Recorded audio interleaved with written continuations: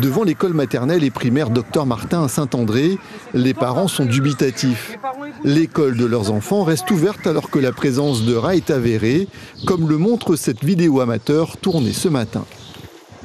Ils ont vu des rats, il y a même des enfants qui ont touché dans les toilettes. Il y avait sur les papiers de toilette aussi.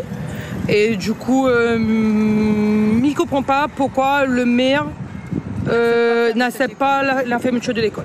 Pour nous, c'est un grand danger pour nos enfants. Parce que les enfants, pour nous, ils sont inconscients des choses, en fait. Ben, vu déjà à la maison, il faut le dire au moins 5 fois de ramasser leur verre. Là, répéter à 5 fois, au moins plus de 5 fois à chaque enfant de ne pas jouer là, parce qu'il y a des rats, pour moi, c'est difficile.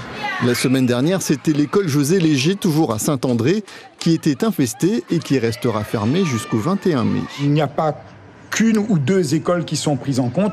Il y aura un véritable plan qui sera mis en action pendant les vacances scolaires et nous reviendrons plus tard là-dessus pour communiquer.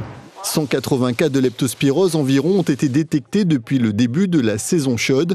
Un quart des patients se sont retrouvés en réanimation. Une situation qui inquiète au plus haut point l'ARS. On n'a jamais observé ça depuis ces dernières années. On est vraiment sur un énorme pic de leptospirose. Si ça nous préoccupe, ça fait largement plus que nous préoccuper.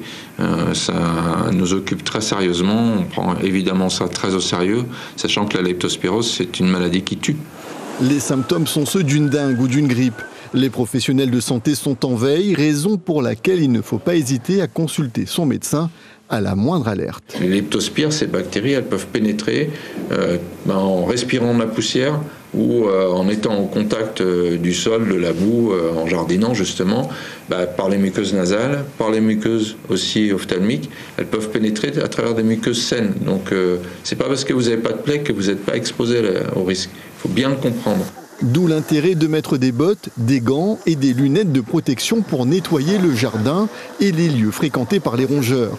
La leptospirose détectée à temps se guérit bien grâce à la prise de pénicilline. Si elle se développe, elle peut atteindre des organes vitaux et entraîner la mort. 2 décès sont à déplorer depuis le début de l'année.